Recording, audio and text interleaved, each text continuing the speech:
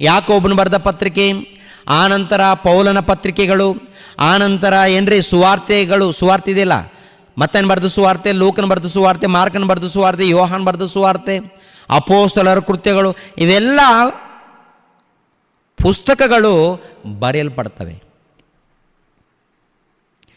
ಪ್ರಕಟಣೆ ಗ್ರಂಥ ಕ್ರಿಸ್ತ ಶಕ 95ರಲ್ಲಿ ಬರೆಯಲ್ಪಡುತ್ತೆ. ಇದೆಲ್ಲ ಸಂಪೂರ್ಣವಾಗುತ್ತೆ. ಸಂಪೂರ್ಣ ಆದಮೇಲೆ ನಾವೇನು ಮಾಡಬೇಕಿವಾಗ?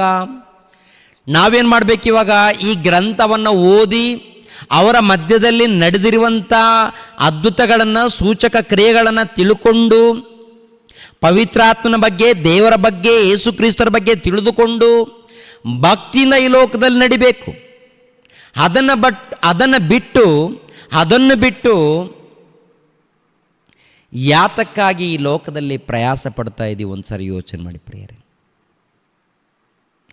ಅವರಲ್ಲಿ ಪವಿತ್ರಾತ್ಮನ ಇಳಿದಿರೋದರಿಂದ ಈಗ ಬೆಂಕಿ ಇಳಿತಾ ಇದೆ, ಪವಿತ್ರಾತ್ಮ ಇಳಿತಾ ಇದ್ದಾನೆ, ಇವನು ಸುಳ್ಳು ಬೋಧಕ. ಇವನು ಆ ಕಾಲದಲ್ಲಿ ಇಳಿದಿದ್ದಾನೆ, ಈ ಕಾಲದಲ್ಲಿ ಯಾಕೆ ಇಳಿತಾನೆ? ಆಲ್ರೆಡಿ ಇಳಿದಿದ್ದಾನೆ ಆತನು. ಪವಿತ್ರಾತ್ಮನ ಇಳಿದಿದ್ದಾನೆ, ಮತ್ತೆ ಇಳಿತಾನ? ಯಾವನೋ ಬುಡುಬುಡಿಕೆ ಬೋಧಕನು ಬಂದು ಬೋಧನೆ ಮಾಡಿದ್ರೆ ಇಳಿತಾನ ಪವಿತ್ರಾತ್ಮನು? ನಿನ್ನ ಮಾತನ್ನು ಕೇಳ್ತಾನೆ, ನೀನು ದೊಡ್ಡ ಕಳ್ಳ, ಸುಳ್ಳು ಬೋಧಕನಾಗಿರುವಂಥ ನೀನು ನಿನ್ನ ಮಾತನ್ನು ಕೇಳಿ ಪವಿತ್ರಾತ್ಮನ ಇಳಿತಾನ?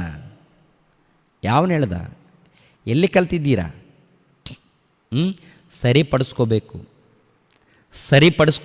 ಸರಿಪಡಿಸ್ಕೊಳ್ಳೋದಾದರೆ ಕಠಿಣವಾದ ತೀರ್ಪಾಗುತ್ತೆ ಸಹೋದರ. ಆಲ್ರೆಡಿ ಪವಿತ್ರಾತ್ಮನ ಇದ್ದಾನೆ. ನಮ್ಮಲ್ಲಿ ಯಾವಾಗ ಬರ್ತಾನೆ ಪವಿತ್ರಾತ್ಮನು? ನಮ್ಮಲ್ಲಿ ಯಾವಾಗ ಬರ್ತಾನೆ ಪವಿತ್ರಾತ್ಮನು ಅಂತ ನೋಡುವಾಗ ಅಪೊಸ್ತಲರ ಕೃತ್ಯಗಳು 2ನೇ ಅಧ್ಯಾಯಕ್ಕೆ ಬನ್ನಿ. ಅಪೊಸ್ತಲರ ಕೃತ್ಯಗಳು 2ನೇ ಅಧ್ಯಾಯ. ಓಕೆ, ಅಪೊಸ್ತಲರ ಕೃತ್ಯಗಳು 2ನೇ ಅಧ್ಯಾಯ 38ನೇ ವಚನ. ನಿಮ್ಮ ಪಾಪಗಳು ಪರಿಹಾರವಾಗುವುದಕ್ಕಾಗಿ ನಿಮ್ಮಲ್ಲಿ ಪ್ರತಿಯೊಬ್ಬರು ದೇವರ ಕಡೆಗೆ ತಿರುಗಿಕೊಂಡು ಯೇಸು ಕ್ರಿಸ್ತನ ಹೆಸರಿನ ಮೇಲೆ ದೀಕ್ಷಾ ಸ್ನಾನ ಮಾಡಿಸಿಕೊಳ್ಳಿರಿ, ಆಗ ನೀವು ಪವಿತ್ರಾತ್ಮನ ದಾನವನ್ನು ಹೊಂದಿವಿರಿ. ಆ ವಾಗ್ದಾನವು ನಿಮಗೂ ನಿಮ್ಮ